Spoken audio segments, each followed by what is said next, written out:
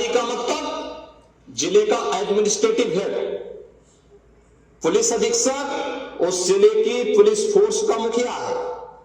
इनका दायित्व है कि शांतिपूर्ण तरीके से किसी सर्वे के कार्यक्रम को वहां पे संपन्न करना, माननीय न्यायालय के आदेश को अक्षरशः अनुपालन करना।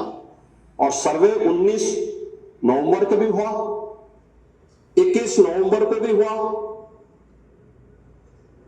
24 नवंबर को भी सर्वे का कार्य चल रहा था। क्या यह संभव है? नहीं, 21 को संपन्न नहीं हुआ था। ये लगातार सर्वे का काम चल रहा था और सर्वे के कार्य के दौरान पहले 2 दिन कोई भी शांति भंग नहीं हुई। तीसरे दिन जब 23 नवंबर को जुमे की नमाज के पहले और जुमे की नमाज के दौरान जिस प्रकार की तकरीरें दी गई, उन तकरीरों के बाद माहौल खराब हुआ और फिर उसके बाद जिस प्रकार की स्थितियां की गई थी वो सबके सामने है। और इसलिए मैं कह रहा हूं, हमारी सरकार ने तो पहले ही कहा कि हम जुडिशियल कमीशन बनाएंगे। ये एक्ट के अंतर्गत ही इस कमीशन बना हुआ है। माननीय सदन में उसकी रिपोर्ट भी आएगी। दूध का दूध और पानी का पानी सबके सामने आएगा। मैं केवल एक बात कहना चाहता हूं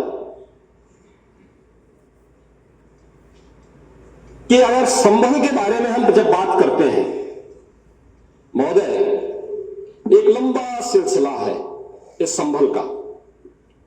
और अगर मैं संभल की जब चर्चा करता हूं तो संभल में कैसे माहौल खराब किया गया वहां पे। ये संभल में दंगों का जो इतिहास है 1947 से प्रारंभ होता है। 1947 में एक मौत होती है, 1948 में 6 लोग मारे जाते हैं, 1958 में भी दंगा होता है, 1962 में भी दंगा होता है, 1976 में भी 5 लोगों की मौत वहां पर हुई थी और 1978 में 184 हिंदुओं को सामूहिक रूप से जला दिया गया था। 184 हिंदुओं को हत्या हुई थी, हिंदुओं की हत्या हुई थी और जलाया भी गया था और 184 हिंदू मारे गए थे वहां। 184। मैं वही तो कह रहा हूं ना, आप उस सच को स्वीकार नहीं करेंगे, आप उस सच्चाई को स्वीकार नहीं करेंगे।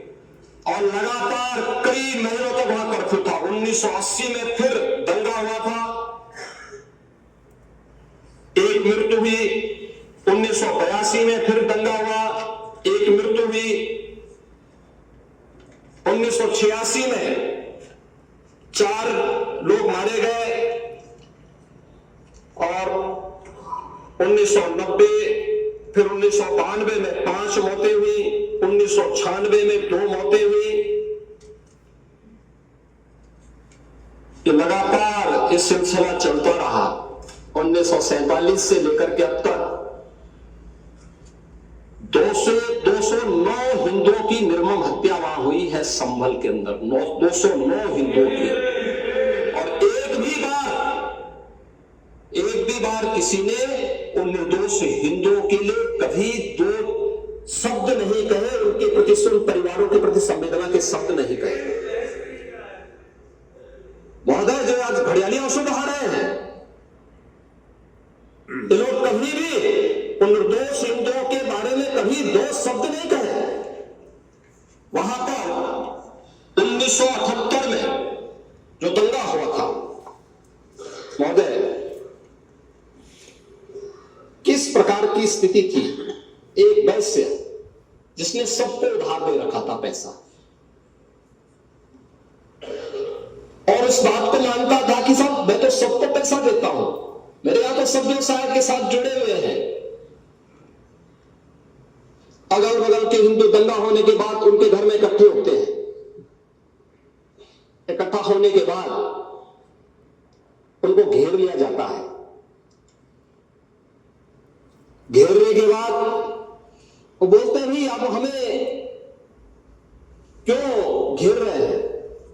कहा जाता है नहीं, क्योंकि तुम इन हाथों से पैसा मांगोगे, इसलिए उनके हाथ काटे जाते हैं, फिर उनके पैर काटे जाते हैं और फिर उनका गला रेंद करके हत्या होती है।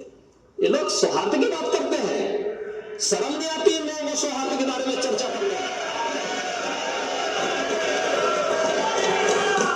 1978 से जो मंदिर आज निकल रहा है, 1978 से इन लोगों ने कभी खोलने नहीं दिया उस मंदिर को, जो आज बजरंगबली का मंदिर निकल रहा है, जो वहां पर आज 22 कुएं किसने बंद किए थे? इन 22 कुओं को भी वहां पे बंद किया गया। और वहां का माहौल इतना तनावपूर्ण किसने बनाया था? ये पत्थरबाज कौन थे? एक भी गिरफ्तारी बिना साक्ष्य की नहीं हो रही है। और याद रखना, जिसने पत्थरबाजी की होगी, जिसने माहौल खराब किया होगा, उसमें एक भी बचने वाला भी नहीं है।